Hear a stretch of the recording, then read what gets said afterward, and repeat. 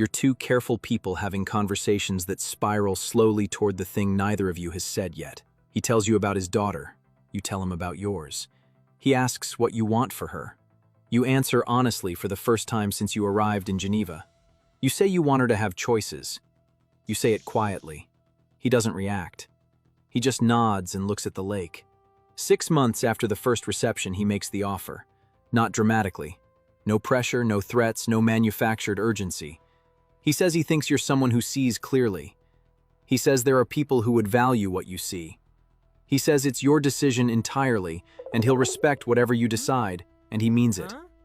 You don't answer. You go home and you sit in your apartment and you look at a photograph of your daughter and you don't sleep. You think about what you believe now versus what you believed before Geneva. The gap between them has become too wide to pretend it isn't there. You think about your wife who doesn't know you're having this thought, your parents who would be destroyed by it, the colleagues who would report you without hesitation if they knew. You think about the protest outside the WTO, the cereal aisle, the people in the warm restaurants.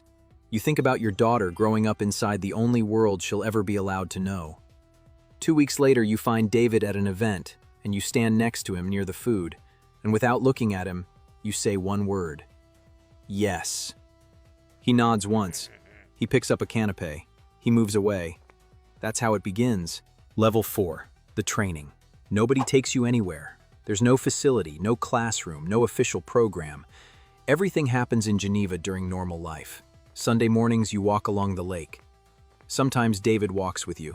Sometimes it's a woman you know only as Helen. They teach you in pieces, never the whole picture at once. Operational security.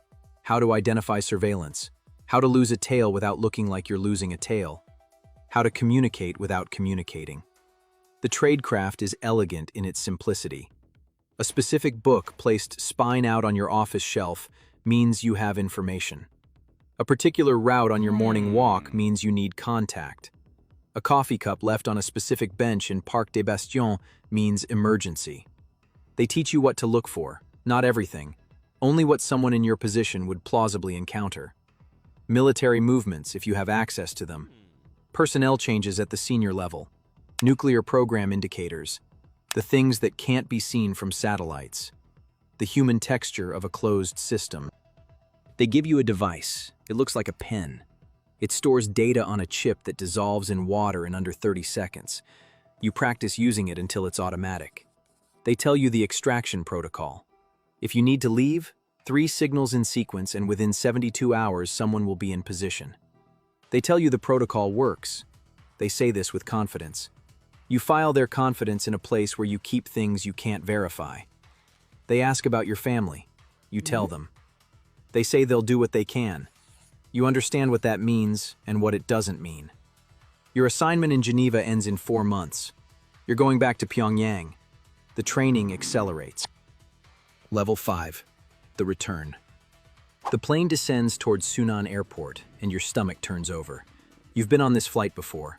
The return from abroad, the transition back through the gate, the moment when the outside world becomes memory, and this world becomes the only world again. Before it was normal. Uncomfortable maybe, a readjustment, but normal. Now it's something else entirely. You have nothing physical on you.